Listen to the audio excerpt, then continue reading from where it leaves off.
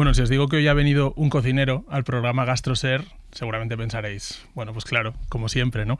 Pero si os digo que tiene 40 restaurantes en Estados Unidos, que tiene una ONG que ha trabajado por todo el mundo, que ha asesorado a Michelle Obama en la Casa Blanca y que le han nominado al Premio Nobel de la Paz, entonces yo creo que solamente puede ser un cocinero. Y estoy hablando de José Andrés. Hola José, bienvenido. Hola. ¿Cuántos días llevas en España? 48 horas. 48 horas. Y me voy mañana. Vienes siempre de vacaciones. Bueno, yo vengo a respirar y a vivir este país que quiero tanto, ¿no? Y vengo pues a ver a familia, a ver amigos, a pasear por las calles, a comer en restaurantes, a soñar, a visitar los mercados. Pues a lo que vengo. ¿Es verdad que cuando aterrizas en Barajas lo primero que haces es ir a un sitio concreto a comerte un pincho de tortilla? ¿O es una leyenda? Yo creo que esas son las leyendas que se van siempre filtrando y que a veces, bueno, sí que tienen su parte de verdad. Sí que me gusta ir mucho si el vuelo aterriza de mañana. Pues sí, irme a Casa Dani a comerme esa tortilla que es mágica, pero que hay ya tantos sitios, no solamente en Madrid, pero en otras partes de España que han conseguido que algo tan sencillo, ¿no? tan del pueblo como unas patatas y unos huevos puede llegar a ser prácticamente un plato del templo de la gastronomía, ¿no? En estas 48 horas, ¿has hecho algún descubrimiento? ¿Algún sitio que te haya gustado especialmente? ¿De dónde venimos? Me haces una pregunta y ya sabes la respuesta. ¿A dónde me has llevado? ¿A dónde me has llevado? Bueno, hemos estado en el mercado de los mostenses. Y ha sido increíble porque yo en ese mercado ya había estado hace mucho tiempo, cuando estaba aquí por Madrid grabando Vamos a cocinar para Televisión Española. Y sí que me acuerdo ahora haber pasado, porque era un lugar donde te encontrabas productos que todavía era muy difícil de encontrarte en cualquier otro mercado de España. Y que eran pues productos que podían venir del Ecuador, que podrían venir de Perú. Y me ha hecho mucha ilusión ir contigo y encontrarme ese pedazo de Latinoamérica en el corazón de Madrid. Que no lo digo sorprendido, sino en España hoy pues tenemos una comunidad de inmigrantes que han venido de todos esos países del Caribe y que de alguna forma han estado en los últimos años enriqueciendo nuestra gastronomía una vez más porque ya eso sucedió hace 500 años, cuando las papas, las patatas y otra serie de productos, tomates, pimientos y demás, cacao, empezaron a llegar.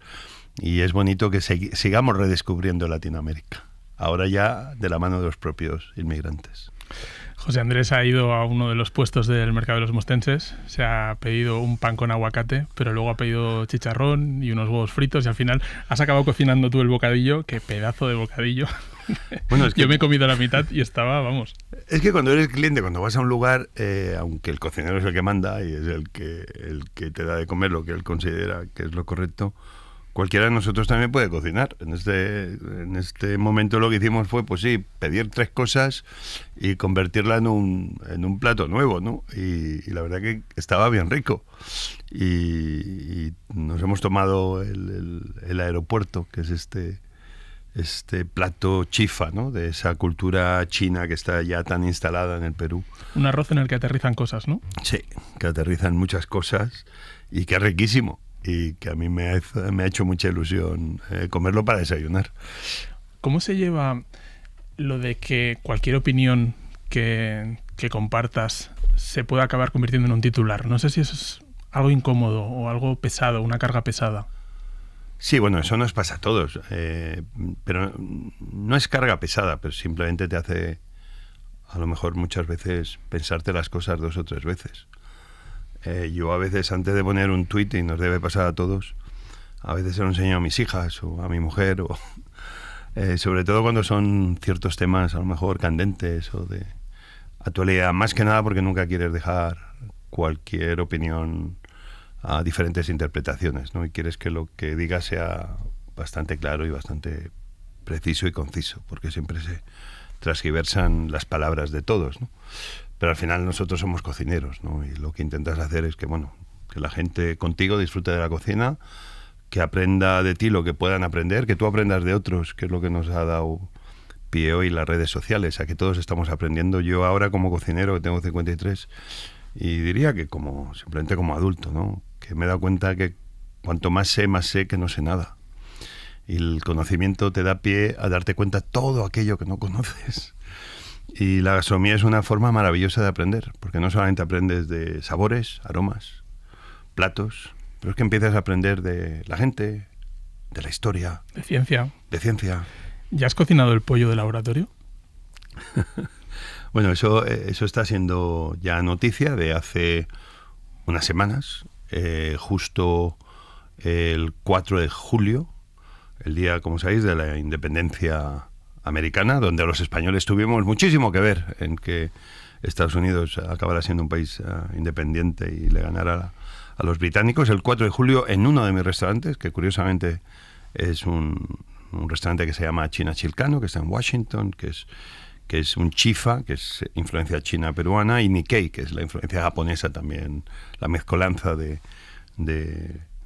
Perú y Japón.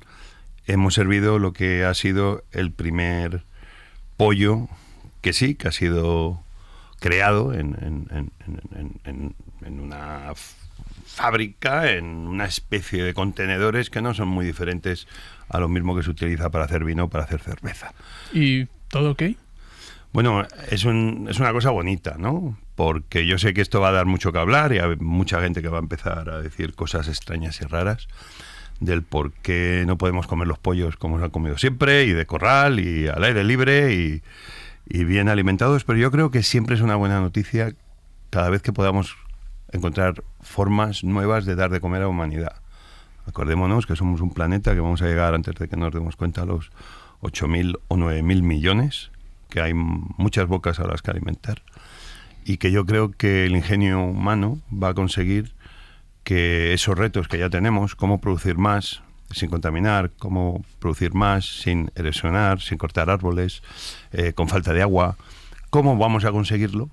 Y yo creo que todo aquel que traiga nuevas ideas que puedan ayudar a que en el futuro no haya hambre, yo siempre voy a estar apoyándolas. Eso sí, voy a comerme un buen chuletón de vez en cuando como Dios manda, por supuesto. Que voy a intentar comprar el mejor pollo que pueda encontrar en el mercado, por supuesto. Que también hay espacio para que venga ahora nuevas formas de producir un huevo vegetal o una carne con células de pollo y que tenga una semblanza al pollo muy, muy, muy, muy cercana, que casi te diría que no te darías cuenta. Pues también, yo creo que soy de las personas que en su justa medida lo voy a aplaudir todo. Creo que hay espacio para todo y para todos. Una de las noticias gastronómicas de este verano es la conversión del Bulli en museo, que ya ha abierto sus puertas. Tú eres amigo de Ferran Adrià y seguro que recomiendas la visita, pero yo te quería preguntar, a veces cuando hay dos genios muy cerca, también se producen pequeñas colisiones, pequeños debates. No sé si tú alguna vez has tenido alguna diferencia profesional, alguna discusión con Ferran Adrià que nos quieras contar. Esas son historias del pasado que me preguntas porque yo creo que ya casi sabes la respuesta o ya habías oído algo. Sí que es verdad que yo me fui a América porque hubo un momento que tuvimos ahí, Ferran siendo muy joven y yo niño, en un bar en Barcelona, pues no sé, como una pequeña colisión donde yo llegué tarde, pero es que había salido a llamarle, estaba lloviendo, él llegó, José, ¿dónde estabas? Digo, Golín, pero estaba buscándote, que no había teléfonos móviles, estamos hablando a finales de los 80. Y no sé qué pasó al día siguiente, que me ofrecen irme a Nueva York y ahí desaparecí. Eso yo un día lo conté, pero sin mayor problema, lo conté como una anécdota. Digo, pues sí, fue Ferran casi el responsable de que yo me fuera a América. Y creo que Ferran hasta fue visionario en eso, ¿no? Porque dice, venga, vamos a empezar a enviar bullinianos a otras partes del mundo, ¿no? Ferran siempre ha sido maestro, siempre ha sido amigo, que haya abierto, diría yo que no es un museo, porque es algo vivo, porque él va a estar allí bastante pendiente. Es un museo increíblemente especializado, porque es el bulli y es la creatividad desde los ojos del bulli, ya no solamente de Ferran, de Juli Soler, de Albert Adrià, ese triunvirato maravilloso que revolucionó toda la cocina al finales del siglo XX y que la va a influenciar por el resto del siglo XXI. y que Ferran, una vez más, como hizo en el pasado, que fue la persona más generosa del mundo, porque es una persona que podía haber mantenido todos los secretos, todas las técnicas, todas las nuevas formas que él tenía de ver la gastronomía. Se lo podían haber quedado. No podían haber publicado un libro, ni haber ido a ninguna conferencia, y a ver quién aprende a hacer una esferificación. Y a ver muchas otras cosas. Y a ver quién hubiera aprendido a hacer una espuma. Pues lo consiguieron hacer ellos. Y luego las habrá buenas o malas, pero que eso ha ayudado a que la gastronomía avance, sin lugar a dudas. Que ahora Ferran, una vez más, haya sido visionario y haya creado no un museo, pero un lugar donde cualquiera puede ir y aprender a ser creativo. Luego serás cocinero o no, pero tú podrás aprender a ser creativo a través de los ojos de Ferran. A mí, que ya hace unas semanas con los Reyes de España tuvieran ese detalle de ir a visitarle y arroparle y apoyarle, diciendo aquí estamos, venimos en nombre de todos los españoles, y yo creo que es un justo homenaje a una persona como Ferran Adrià, que lo ha dado todo por todos y que ha hecho que muchos de nosotros, incluido yo, seamos un poco mejores y entendamos nuestra profesión y le tengamos más cariño todavía de la que le tenemos. Esto es importante, sin duda, pero a veces a los periodistas gastronómicos se nos va un poco la mirada hacia temas como el pollo de laboratorio o como el bulli, y a mí me gustaría compartir contigo una pequeña historia, porque luego resulta que en España, en las residencias de ancianos, nuestros abuelos a veces encuentran comida caducada o que simplemente es una comida que está muy mala, que está muy mal hecha. Si te parece, escuchamos a María González, que tiene 92 años, vive en la residencia Peñuelas, y hace unos meses, fue a la Asamblea de Madrid a denunciar lo malo que estaba lo que le ponían para comer. Malísima, malísima. Malísima de que... Mira, ayer digo, yo voy a comer... ¿Qué vas a comer, María? Una sopita. Una sopita que dieron agua. Completamente agua. No tenía nada. Nada más que agua. Esto es verídico, ¿eh? Esto, lo que yo le cuento, es verídico. Y hoy, pues igual, una patatita con un poco de verdurita, y eso es lo que he comido. En el mercado de los mostenses le has acabado recomendando a la cocinera de ese restaurante Chifa que en vez de mejillones congelados, que los comprara frescos, que los sirviera, que los podía guardar 2 o 3 días en la nevera. Igual hacía falta que te dieras una vuelta por las residencias y le dieras un par de consejos a la gente que está trabajando allí, haciendo lo que puede, claro. Bueno, pero que esos mejillones estaban realmente ricos, ¿eh? Bueno, pero podían estar mejor. Y yo he crecido con mi madre, con el congelador, con muchas cositas. Y con congelados mi madre a mí me ha dado de comer de maravilla, para que quede claro que yo no tengo nada en contra, por supuesto, del congelado, y además es un método de preservación, ¿no? Muy inteligente, para no desperdiciar. Yo estoy con esta señora, me encantaría poder conocerla si tuviera tiempo, porque yo creo que hay un problema de la tercera edad que estamos viviendo en presente, y es que cada día España y otros países están envejeciendo. Y los que han envejecido son las personas que han ayudado a que tengamos lo que tengamos hoy en presente.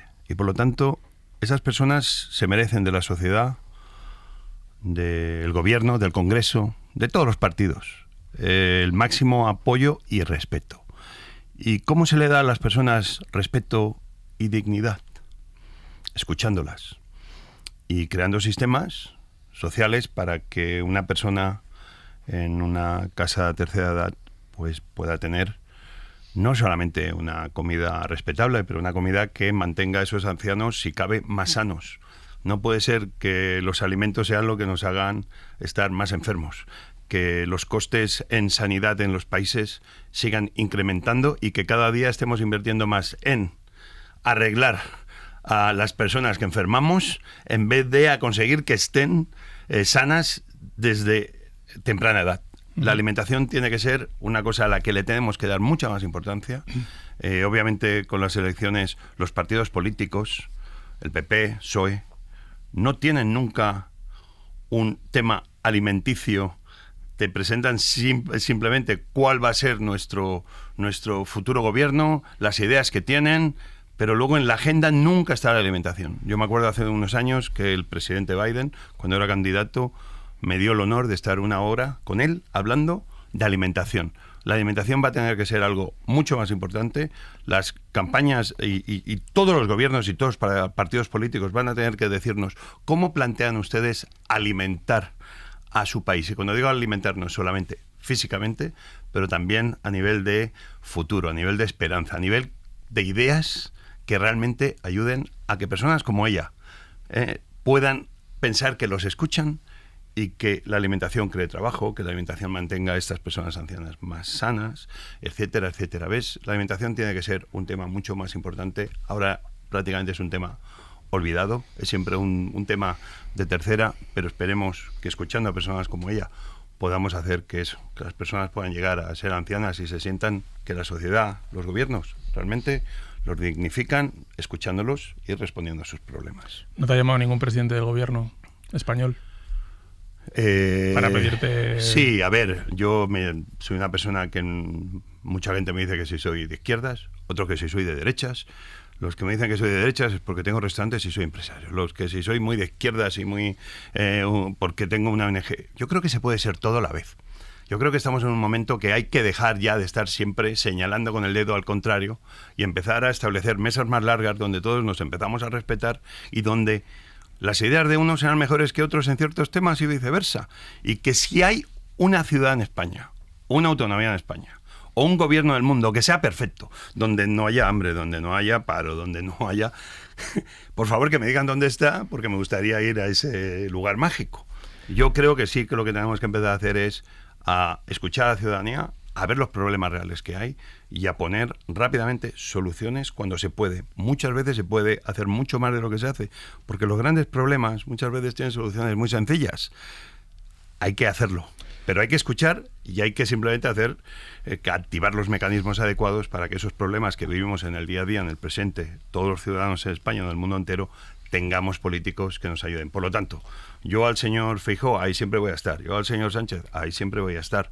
Considero que es bueno que vayan cambiando los partidos políticos de poder. No podemos estar dándole siempre el mismo poder en una autonomía, en otra, al mismo durante 40 años. Igual considero que los gobiernos es bueno que también cambien, que se refresquen, porque así, ¿qué hacemos? Que la democracia va a funcionar mucho mejor.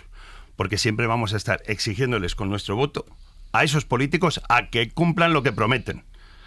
Y que no simplemente sigan esas promesas que parece una carta a los Reyes Magos y donde el Rey Mago Santa Claus nunca te trae los juguetes que te ha prometido. Hablabas de mesas más largas. No sé si conoces el podcast de José Andrés Nicolás Castellano. Hola, ¿qué tal? ¿Cómo estás? No lo conozco, la verdad. Longer Tables. Me lo voy a apuntar. Se llama Longer Tables, está muy bien. Entrevista a gente como Eva Longoria o como Arnold Schwarzenegger y además practicas inglés, porque lo hace en inglés, o sea que está muy bien. Nicolás Castellano, José, es el enviado especial de la cadena SER a las guerras, a las catástrofes. Estuvo en Haití en 2010, estuvo en Ucrania, has estado ya varias veces. Lo sé. Y por ahí os habéis encontrado, ¿no? Bueno, comentaba antes de empezar la entrevista que la primera vez que tuve constancia de los proyectos sociales de José Andrés fue en Haití, porque Haití desgraciadamente ha sido la mayor catástrofe natural en un solo país de la historia. Naciones Unidas elevó el número de muertos a 230.000 al año del terremoto. Y había un problema de logística fundamental. Así, había problemas de suministro de agua, de comida, el aeropuerto había colapsado, la torre de control, prácticamente gracias a la ayuda de los militares norteamericanos se rehabilitó. Y de repente la gente hacía colas interminables para los repartos de ayuda humanitaria. Yo recuerdo el reparto de ayuda humanitaria del Programa Mundial de Alimentos, el World Food Program. Pero después de muchos días, yo estuve 21 días al principio del terremoto, empezaron a decir, hay un español que reparte comida y está muy buena. Y yo decía, un español que reparte comida en Haití en medio del lío, porque José Andrés ahora lo recordará perfectamente, aquello sí que era una auténtica situación dantesca por todos los cadáveres que veíamos en las calles y las situaciones que existían, ¿no? Y así fue como lo vi en uno de esos campamentos con unas lonas blancas cocinando y preparando comida. Quise entrevistarlo en aquel momento, pero no recuerdo qué pasó, qué historia pasó, qué réplica del terremoto, no sé qué pasó, que me tuve que ir a otro lado. Pero siempre he sabido que hay un español que cocina en lugares donde uno no se puede imaginar que la ayuda humanitaria llega de manera tan rápida. Y ahora he visto ese culmen del proyecto en Ucrania. En Ucrania, cuando yo cruzo la frontera de Polonia con Ucrania, ya en el BIF, en Leópolis, a los pocos días del inicio de la guerra, estaban dando comida en la estación de tren a los miles y miles, millones de refugiados que salían hacia la Unión Europea. Cuando llego a Kiev, en una ciudad bajo el miedo, donde se temía que Rusia llegara al centro de Kiev en pocos días, ya había llegado a un acuerdo su ONG con algunos restaurantes que estaban cerrados por el toque de queda para repartir comida. Pero no solo repartir comida en los lugares de huida, en los lugares de desplazamiento. Hay una cosa que quiero poner en valor. Repartían comida para los señores mayores que estaban en sus casas y que no podían salir de sus casas, que no tenían la posibilidad de elegir ser refugiados, porque estaban postrados en las camas, necesitaban tratamiento médico o habían decidido esperar en sus casas, que si tenían que morir sería en sus casas, ¿no? Entonces, me parece que es un proyecto con un valor humano y logístico increíble. O sea, yo que tengo muchos años de experiencia en ver proyectos humanitarios, más de 23 años recorriendo catástrofes, hambrunas, crisis, etcétera, etcétera, la capacidad logística de llevar alimentos rápido a una población que lo necesita y encima alimentos de calidad, muchas veces además calientes, etcétera, etcétera, es algo brutal. Y luego recuerdo con los meses, he ido y venido muchas veces a Ucrania, que cuando fui al centro de recepción de los ucranianos aquí en Pozuelo, también tenía José Andrés ahí una sede repartiendo comida a los refugiados que recién llegaban a España. O sea que es brutal. Yo creo que muchas veces no somos conscientes en España de la suerte que tenemos de tener a un tipo que un día seguramente se le fue un poco la cabeza y dijo, de la olla convencional voy a montar esta olla mundial, y tiene la capacidad de llegar a lugares donde muchas ONGs importantes no tienen la capacidad de llegar tan rápido y de dar lo fundamental a la gente, que es comer para poder huir, ¿no? Porque esto empezó un día que estabas tú en el restaurante, llamaste a casa y dijiste, oye, que hoy no voy a cenar, que me voy a Haití, ¿o qué? ¿Cómo? Bueno, sí, Haití fue el comienzo de lo que ha llegado a ser World Central Kitchen, ¿no? Y fui no tanto a ayudar como a aprender, ¿no? Yo había visto lo que había sucedido ya en huracanes en alguna parte en Estados Unidos, y cuando eran huracanes realmente grandes como Katrina, que sucedió en Nueva Orleans, que hubo un destrozo importante, ya no solamente por los vientos, sino por cómo el agua inundó partes importantes de la ciudad, y mucha gente pues tuvo que dejarlo todo e irse a lugares para protegerse de esa subida del agua. Y ahí me di cuenta que la respuesta fue muy, muy, muy lenta. Y yo me dije, bueno, a ver, hay que dar de comer. Y tenemos una infraestructura de restaurantes, cocineros, supermercados, camiones de comida, caterings, estadios llenos de cocinas donde se puede producir muchísima comida para una ciudad. Y digo, vamos a ponerlo todo eso en marcha cuando tengamos un gran caos. Y eso era un poquito lo que me quedaba por hacer, no pensarlo sino hacerlo. Cuando sucedió Haití, yo estaba en las Islas Caimán con mi familia de vacaciones, y no sé, a lo mejor fue que estaba tan cerca, fue que vimos en televisión esas imágenes impactantes de cientos de miles de muertos, y dije, a lo mejor es aquí el momento, ¿no?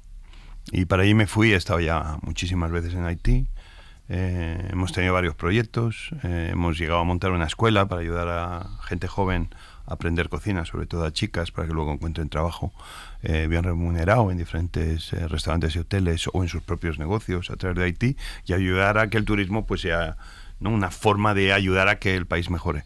Por desgracia hemos visto lo que ha estado sucediendo estos últimos meses después de el asesinato a sangre fría del el presidente, que estaba a punto de retirarse, y Haití pues ha caído en un gran caos, y una vez más vemos cómo tantos años después, casi 14 años después, la comunidad internacional simplemente ha olvidado una vez más Haití. Sabemos que va a haber movimiento ya de Naciones Unidas. Yo estoy esperando a que se tranquilice aquello un poco para poder realmente aterrizar allí y no poner a nadie en peligro. Porque a veces, curiosamente, es más fácil la guerra de Ucrania, porque sabes en qué lado y dónde estás, que en un Haití que es casi no te digo casi inicio de guerra civil, pero realmente está Puerto Príncipe, sobre todo, patas abajo, y estoy esperando poder regresar allí y, bueno, poner nuestro granito de arena a través de las escuelas para al menos conseguir que muchas familias, muchos niños al menos tengan una comida al día hasta que todo se vuelva a tranquilizar y haya un nuevo presidente y, si Dios quiere, Haití vuelva a ser lo que todos soñamos. De todas las cosas que has hecho en tu vida, y has hecho muchas, ¿World Central Kitchen es de lo que te sientes más orgulloso? ¿Lo que más impacto ha tenido? Yo creo que sí, sin duda. Bueno, son muchas cosas. Ser familia, ¿no? Mi mujer, mis hijas, mis amigos, obviamente. Los restaurantes, para mí cada uno de ellos es como un hijo, ¿no? Como una hija. O sea, le metes mucho trabajo, y no es el trabajo que le pongo yo, es el trabajo que le pone un equipo humano que me siento privilegiado Yo ya diría que no de liderar, sino de formar parte de él. Yo me siento parte de mi equipo y lucho por ganarme la confianza de todo el equipo para poder seguir formando parte de él, no porque yo en teoría sea el jefe de cocina o el jefe o el dueño, ya lo doy por hecho y asentado que yo soy el que mando. Yo intento ser el líder, pero por los hechos, y por lo tanto me siento parte del equipo, ¿no? Pero obviamente he formado parte de varias otras ONGs, ¿no? DC Central Kitchen, donde empecé de voluntario en el 93, y es lo que me dio mucha sabiduría y aprendizaje de ver cómo un cocinero como yo y tantos otros que podemos dar de comer a los pocos, también podemos dar de comer a los muchos, y eso se puede aplicar a todas las profesiones. Ese conocimiento que todos nosotros tenemos, da lo mismo qué profesión tengas, seas quien seas, una de las profesiones más duras y maravillosas que hay, ser ama de casa o amo de casa. Joder, la sabiduría que tiene una persona que hace que una familia funcione con su trabajo es increíble. Yo creo que no lo aplaudimos y lo reconocemos lo suficientemente. Yo creo que los mayores emprendedores que hay en el mundo son mujeres, porque es que quien lleva muchas veces, yo lo vi con mi madre, aún trabajando fuera, la responsabilidad de mover a una familia, esa siempre, en la mayoría de las veces, es la madre, es la mujer, es la abuela. Y es increíble cómo consiguen que no nos damos cuenta que las familias funcionen para que la sociedad siga funcionando. Yo eso lo viví en primera persona. Pero ahora me preguntas, DC Central Kitchen para mí fue genial porque aprendí desde dentro lo que era una ONG que ayudaba a dar de comer a indigentes, a gente que salía de la cárcel, a capacitarlos para ser cocineros, a producir comidas para dar de comer a 20.000 personas al día, en el proceso a conseguir que alimentos que estaban a punto de ser lanzados a la basura o al fuego, se cogían esos alimentos que estaban en perfecto estado. A lo mejor había que limpiar el tomate y los convertían en comida que luego se daba de comer a muchos indigentes, repito, en diferentes lugares, y en el proceso esas personas aprendieron una profesión que luego restaurantes como el mío podíamos contratarlos. Era €1, $1, no solamente lanzado al problema de dar de comer, que no es un problema, pero solventando el problema de dar de comer a los indigentes, pero €1, $1 para crear trabajo, para capacitar a personas, para recuperar alimentos a punto de ser perdidos. Mágico. Esto es lo que tendría que ser las ONGs, esto es lo que tendría que ser el gobierno, porque al final es mucho de lo que hace la empresa privada.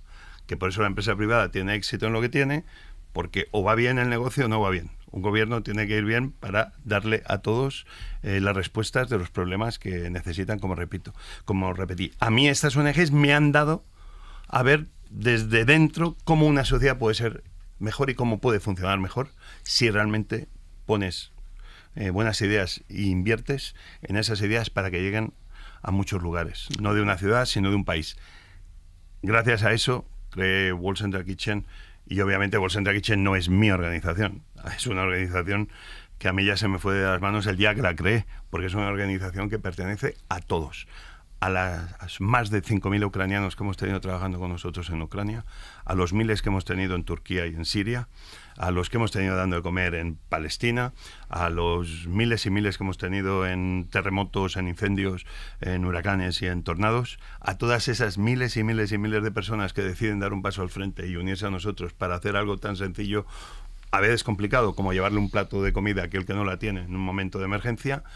Esto es, pues sí, una de las cosas más bonitas que me ha sucedido en mi vida, pero detrás de ello hay muchas otras personas que lo han hecho posible. Y también en el Volcán de La Palma. Bueno, el Volcán de La Palma fue muy bonito porque... ¿Tú estuviste también ahí, Nico? Yo estuve después, pero también recuerdo en las famosas y penosas colas del hambre durante el confinamiento, que también en World Central Kitchen activó reparto de comida para un montón de gente que se quedó fuera del sistema. José, ¿cuántos años llevas en Estados Unidos? Pues ya voy para más de 30. Ahora ya tienes nacionalidad, eres estadounidense de pleno derecho, sí. Pero al principio eras un inmigrante allí, ¿no? No sé si en algún momento llegaste incluso a tener problemas burocráticos o problemas de xenofobia, no sé. ¿Cómo fue tu experiencia temprana como inmigrante en Estados Unidos? A ver, yo digo que la vida es una lotería. Yo tuve mucha suerte. Yo ya llegué con trabajo, yo tengo ojos azules, ahora no tengo mucho pelo y el que tengo es blanco, pero cuando yo era jovencito pues era rubio. Y si eres rubio, tienes ojos azules, no sé, de golpe se te abren más puertas, de golpe te para la policía por exceso de velocidad y te vas y no te ha dado ni una multa. Y de golpe, si a lo mejor el color de mi piel hubiera sido otro, el color de mis ojos otro y el color de mi pelo otro, incluso mi acento otro, a lo mejor me hubieran llevado a la cárcel o me hubieran pegado la multa o hubieran pasado otras cosas, ¿no? Yo sí que tuve algún incidente. Una vez sí que acabé en la cárcel con un policía y creo que fue injusto. Pero bueno, al final se solventó porque yo ya tenía gente que me conocía en Washington. Al final, esa noche todavía la explicación que le tuve que dar a mi mujer por qué acabé en la cárcel esa noche. Pero que eso fue un problema puntual que le puede haber pasado a cualquiera. Sí que es verdad que en un país como Estados Unidos, pero es que también nos está pasando en España, empezamos muchas veces a aquel que no es como nosotros, que no luce como nosotros, que no tiene el acento nuestro, o que se viste diferente, o que incluso es de una religión diferente, que empezamos, pues sí, a mostrar ciertos casos de xenofobia. No es solo en Estados Unidos, es España, es el mundo. Al final somos los seres humanos cuando sacamos lo peor de nosotros. Desde luego. De hecho, en España cada día hay miles de chinos, de filipinos, de colombianas que nos hacen la comida, que están en las cocinas y no les vemos, pero también hay miles de rumanos, de dominicanas, de marroquíes que son camareros y nos traen esa comida a la mesa, y a veces no le damos suficiente valor a toda esa gente que muchas veces está cocinando los platos de nuestro propio recetario tradicional y nos los está cocinando para que nosotros los disfrutemos, ¿no, Nico? Es una parte importante. Sí, hemos querido meternos en alguna de estas cocinas, ¿no?, de los restaurantes de nuestro país. Primero dando los datos, hemos hablado con los sindicatos, con la patronal del sector, y ahora mismo digamos que la aportación de trabajadores foráneos a las cocinas y a la sala de nuestros restaurantes es el triple con respecto a la media de los trabajadores extranjeros que hay en España. En España hay un 14% de trabajadores extranjeros, pero en la hostelería esto supera el 35%. Ese sería el primer dato. Son en torno a 470.000 trabajadores extranjeros que aportan, como decimos, a nuestros fogones según la patronal del sector, y en concreto en restaurantes y establecimientos de bebidas son casi el 32% de los contratados que tienen nacionalidad extranjera, y de ellos casi el 75% ocupa empleos cualificados, según la última encuesta de población activa. Había más españoles. Bueno, siempre es que ha habido inmigrantes, pero cuando yo entré, inmigrante éramos Pilar y yo. Ella llegó a Casamontaña con 37 años. Cuando estaba en las listas del paro, recibió una llamada por una plaza en este restaurante. Es de República Dominicana, como notan por el acento, y hoy es parte fundamental en una cocina donde de 10 trabajadores, 7 son extranjeros. Soy Jacqueline y llevo aquí trabajando 18 años.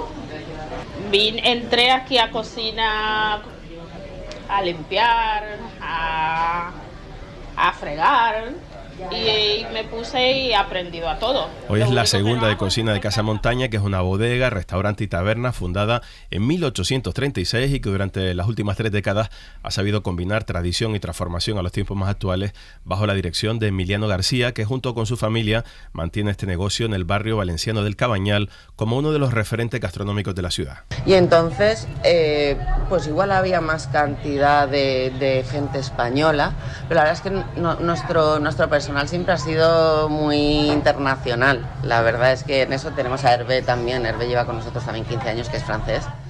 No sé si has estado en Casamontaña, José, te lo recomiendo. Es un sitio para ir a tapear, tomarte unos vinos, maravilloso, en el barrio de Cabañal, un barrio precioso de Valencia, que por cierto me gustó mucho el capítulo de Valencia de la serie que hiciste con tus hijas viajando por distintas zonas de España. Sí, está en Warner aquí. Está en HBO. En HBO. Sí, y me hizo mucha gracia eso que les decías de cuando probabais la coca, decías, los de la costa de enfrente solamente le echaron queso y le llamaron pizza, pero en realidad esto es coca valenciana. En fin, que te recomiendo mucho Casamontaña, donde ha estado Nico, que nos querías presentar a alguien más, ¿no? Sí, esta que hablaba era María García, que es una de las gerentes de Casamontaña y que explica cómo ha cambiado de manera ostensible el sector de la hostelería.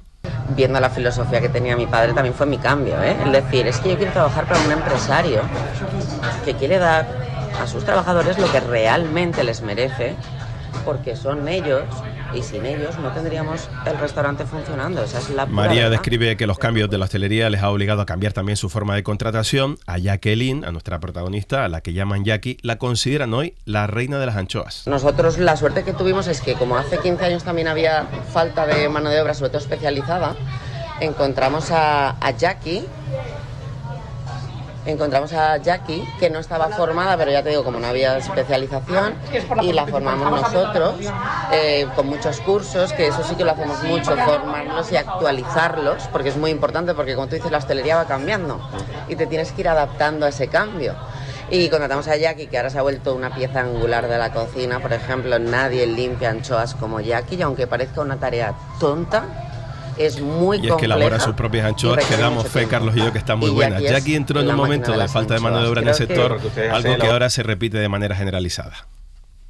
El problema es que vuelve a haber como falta de mano de obra, de gente tanto cualificada como no cualificada. Quiero decir, es que ahora lo que falta Bueno, es el problema de la mano de quiera obra venir a la generalizado en el sector, hostelería. pero Jacqueline es hoy toda una maestra en la cocina de Casa Montaña. Y las que llegan le voy enseñando, a todas las que llegan. Puede venir un cocinero con título, con lo que sea, y yo le voy diciendo, esto es así, esto va así, esto va así y así. Y una curiosidad que le va a gustar a José Andrés. Cocinas como escuela también, pero de idiomas. La primera palabra que yo aprendí de aquí es oído. Se llama Sabira y lleva 2 meses en Casa Montaña. Ella llegó desde Afganistán huyendo de los talibanes. Trabajar en cocina no es fácil, bueno, pero las personas que están en cocina me ayudan mucho. Y bueno, trabajar creo que es muy importante, sobre todo especialmente para mí es muy importante porque trabajar da una libertad para las mujeres, porque en mi país ahora las mujeres no pueden trabajar, no pueden estudiar.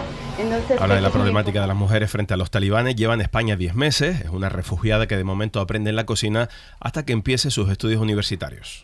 Gracias a una beca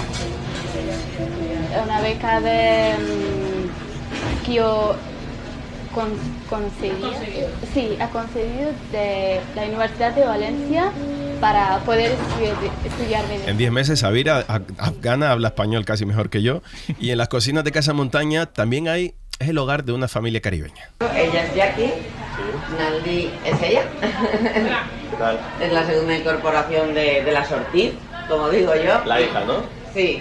Y luego Angelina, ahora te la presentaré, que está en Málaga. Jackie, Naldi y Angelina son 2 hijas de Jackie, nuestra protagonista, y también una tercera dominicana que se ha incorporado a la cocina. Es un poco esos fogones de la diversidad que afortunadamente aportan cada vez más talento a nuestro país. Pues muchas gracias por ponerle cara y por ponerle voz a ese 33% más o menos de trabajadores de la hostelería en España, un dato del que yo creo que a veces no somos conscientes y que es muy relevante, ¿no? Y tenemos mucho que agradecerles porque nos están dando de comer todos los días. Bueno, a mí hace 30 años quien me contrató era un señor que se llamaba Roberto Álvarez, dominicano, que aunque él había ocupado diferentes puestos en alguna vez en su vida con el gobierno dominicano, actualmente es el ministro de Exteriores de República Dominicana con el presidente Abinader. ¿Y quién me iba a decir a mí que quien me contrató iba a acabar siendo ministro de Exteriores de República Dominicana? ¿Ves? En Estados Unidos un dominicano le dio trabajo a este inmigrante español, y donde a través de ello pues yo he conseguido lo que he conseguido pues gracias a un montón de nombres. Celebro 30 años este mes de Jaleo, el restaurante español, y te puedo decir que en sus cocinas, aunque hay algún español, el que ha hecho que ese restaurante esté 30 años abierto haciendo buena cocina española, y creo que dejando la gastronomía española a muy buen nivel, pues son personas como en su día, como que eran Rodolfo, que era boliviano, María, que es segunda de cocina y no es jefa de cocina porque no quiere, que también lleva 30 años, que es salvadoreña, Elmer, Secundino, y te puedo seguir dando nombres. Todos ellos, casi todos ellos representan a la mayoría de los países en toda Latinoamérica. Por lo tanto, un restaurante español en Washington, donde su jefe de cocina fue contratado por un dominicano español, ese español al final acabó haciendo gracias a todos estos. ¿Ves? Es el regalo que nos seguimos dando los unos a los otros. Yo te admiraba por los programas de cocina, sabía que cocinabas muy bien, aunque nunca he podido ir a un restaurante tuyo, Pero me ganaste el corazón cuando te plantaste ante Trump y le dijiste que eso que estaba diciendo sobre los mexicanos no estaba bien. Y bueno, te convertiste de alguna manera en una figura contra el racismo, contra la xenofobia, que es algo que nos está preocupando mucho en España también últimamente. Hay algunos partidos que tienen un discurso que recuerda mucho al de Trump, y no sé si tú tienes la fórmula para acabar con eso. No, yo creo que la fórmula es, siempre he dicho, mesas más largas, ¿no? Y el entender que no puede ser que un país y su economía funcione gracias a personas inmigrantes que han venido de todas partes del mundo, pero que sin ellos no tendrías viviendas y construcción, no tendrías campos en perfecto estado y funcionando, no tendrías campos de golf en perfecto estado, pero sin embargo no los quiere reconocer como que forman parte de la sociedad. Yo creo que hay que ser mucho más pragmático, que nunca es bueno que nadie diga que estas personas o este colectivo nos están quitando trabajo. Eso no es solo España, está sucediendo en muchas partes del mundo. Por lo tanto, yo creo que necesitamos líderes que realmente sean pragmáticos, que por supuesto un país tiene que funcionar, tiene que tener leyes de inmigración que sean correctas, hay que dar siempre en su justa medida, cuando se puede, espacio para esos refugiados que estamos viendo cada día más y más de todas partes del mundo, pero hay que ir mucho más allá. Europa o Estados Unidos no pueden simplemente recibir a millones y millones y millones y millones de personas en todo el mundo. Lo que tenemos que conseguir es que esos países de los cuales vienen esos refugiados muchas veces, como Venezuela, como tantos otros países en Latinoamérica, como en África, como lo que está sucediendo en Ucrania, esas personas no tengan la necesidad de emigrar de sus países. Tenemos que conseguir que haya muchas más democracias en el mundo, tenemos que conseguir que haya mucha más paz en el mundo, tenemos que conseguir que la gente no se muera de hambre en los lugares donde vive, y de esta forma conseguiremos que el mundo funcione mucho mejor.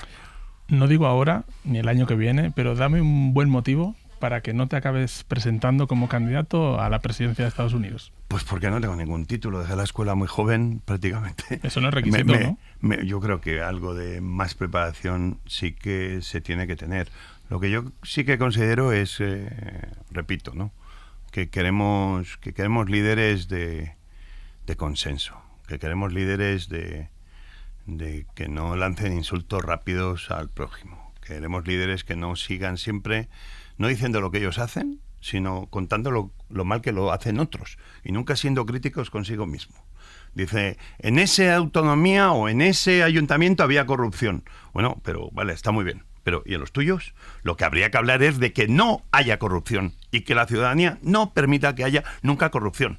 Lo que no puede ser es todo lo que hace mal el otro, yo lo voy a nombrar, pero lo que hago yo, nunca. Lo que necesitamos son líderes que realmente ayuden a sacar lo mejor que todos nosotros llevamos dentro.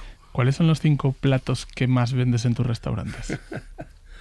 A ver, yo creo que las croquetas, que esto yo creo que es un homenaje a mi madre, pero a todas las madres, a todas las abuelas, o a los padres, que alguno también las hace buenas. De jamón. A ver, en mi casa la croqueta rica, la que era rica de verdad, a duras penas llevaba un poquito de jamón york, que normalmente era esa lámina de jamón york que quedaba siempre porque no teníamos papel de plástico para taparla, y siempre estaba como dura y semiseca, pero que era riquísima porque era más salada. Sé de lo que hablas. Y siempre en mi casa había, no sé por qué, medio huevo hervido. Y ese es huevo que esa yema, parece que hasta le ha empezado a crecer algo. Y la yema que ya se ha empezado a crujir, que parece simplemente una sequía en el desierto. Bueno, esa yema a mi madre también. Y entonces yo las mejores que recuerdo era el jamón york seco y el medio huevo seco. Esa era para mí la gran croqueta, porque era mucha bechamel con algún tropezón que si tenías suerte te encontrabas en la croqueta. Yo creo que ahora tú le debes echar jamón del bueno, ¿no? Sí, ahora las de jamón, claro. Pero esa es la croqueta que yo recuerdo y donde me levantaba por las noches con las puertas crujiendo y algún azulejo en el suelo, viviendo en este pueblo a las afueras de Barcelona, Santa Coloma de Cervelló, y que abría la nevera con sigilo, porque también chirriaba, y ponía los 2 dedos y me llevaba esa bechamel que estaba como fría arriba por el efecto ya del frío de la nevera, pero aún templadita abajo. Y entonces con los dedos empujaba para que mi madre no se diera cuenta de que realmente ya le había metido mano a la bechamel. El problema es que tenía 3 hermanos que hacían exactamente lo mismo que yo. Cuando mi madre se levantaba al día siguiente a hacer las croquetas, ya para llevar al colegio a la hora de la comida, aquello pues directamente parecía la superficie lunar llena de cráteres y dedos. Y bueno, yo creo que una buena masa de croquetas sería básica para capacitar a nuestra Policía Nacional y demás que hagan trabajos de investigación, porque ahí las huellas dactilares es un lugar maravilloso para adivinar quién fue el culpable de haberse comido las croquetas. Seguro. Bueno, la croqueta sería el bestseller, pero hay otros platos que también salen muy bien, ¿no? Croquetas, fíjate, las espinacas a la catalana. Acuérdate que aunque yo soy asturiano de nacimiento, yo me crié en Cataluña. Y muchos de los primeros platos que yo hice cuando llegué a América, aparte de que fui a trabajar a 2 restaurantes catalanes, Paradís Barcelona y luego el Dorado Petit, que eran, sobre todo el Dorado Petit era de Estrella Michelin, era de los grandes restaurantes de la gastronomía barcelonesa y española, con el gran Lluís Cruanyes, que era uno de los míticos restauradores que hemos tenido en España. Y las espinacas a la catalana, un éxito increíble, al igual que la escalivada catalana. Y el pan con tomate, me decías. El pan con tomate se vende que no veas. Obviamente los chipirones en su tinta, porque a mí me encantan, que tuve que ponerlos con arroz porque mi mujer embarazada de nuestra primera hija Carlota pues tenía antojos todos los días. Yo servía solamente los calamares en su tinta solos, pero ya están con arroz porque si no mi mujer simplemente se divorciaba de mí. Y la historia de mi restaurante está lleno de anécdotas así, que las cosas que hay en el menú ya no las puedo quitar porque siempre hay alguien o un colectivo que si las quito simplemente escriben al Washington Post y acabamos apareciendo en cartas al director diciendo ¿por qué José Andrés ha cambiado la receta de las patatas bravas en jaleo? ¿Ves? Hasta un cocinero tiene a veces que escuchar a sus constituyentes, a los que le votan simplemente dándonos su apoyo y su cariño, apareciendo en el restaurante durante muchos años. Al final, un cocinero, de alguna forma, nos debemos, cómo no, a esas personas, no solamente a quien nos ayuda a tener el restaurante abierto, a la gente que trabaja con nosotros, pero a esas personas que durante muchos años nos son fieles, siguen apareciendo en el restaurante, nos perdonan algún día que la comida a lo mejor no está al nivel, pero que también siguen, cómo no, día a día, opinando de lo que a ellos realmente les gusta. Así es como vas creando restaurante a restaurante comunidades en España y en el mundo entero. Para acabar, una pregunta que igual suena un poco a ciencia ficción. ¿Tú dónde te imaginas como jubilado? ¿Viendo las vacas en Asturias? ¿Viendo las obras en Barcelona? ¿Paseando por un parque de Washington? ¿Te has visualizado? Hombre, yo antes de eso, a mí me encantaría ganarme un puesto en la estación espacial cuando la nueva estación espacial ya se inaugure, con Axiom, con la cual yo he estado participando y hemos enviado paella valenciana al espacio y hemos enviado jamón ibérico al espacio, y que es una cosa que me siento muy orgulloso, aunque no tuve tanto éxito, porque resulta que en nuestra paella valenciana, para que fuera seca y el grano estuviera, todo muy bien. Pero nos hemos dado cuenta que, claro, una paella valenciana perfectamente cocinada, en el momento que la abres en el espacio, los granos empiezan todos a separarse y tienes cientos y cientos de granos flotando en el espacio y donde los astronautas tienen que ir rápidamente cogiendo uno a uno para que no se metan. Entonces, eso sí que me gustaría. ¿Lo podré cumplir? No sé, pero yo soy soñador. Yo quería bajar a las profundidades del mar y también pude bajar a 400, 500 metros en un submarino y parecía que era un imposible. Por lo tanto, antes de llegar a donde estaré cuando tenga 80 o 90 años, lo que sí que sé es que me gustaría estar en muchas partes del mundo. Me gustaría formar parte de lo que ha sido mi vida.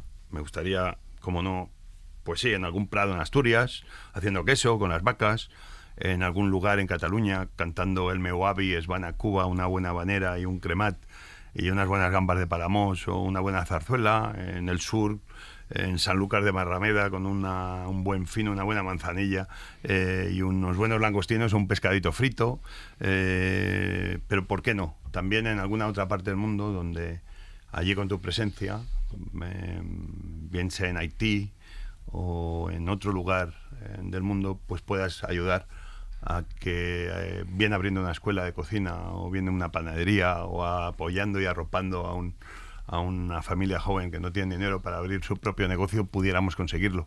¿Ves? A mí me gustaría formar parte de muchos lugares a la vez, porque yo creo que en la diversidad está lo más bonito de la vida. O sea que no te piensas jubilar, porque si piensas seguir trabajando en lugares como Haití, cuando ya te retires, digamos, de la primera línea de los restaurantes, que no quiero jubilarte.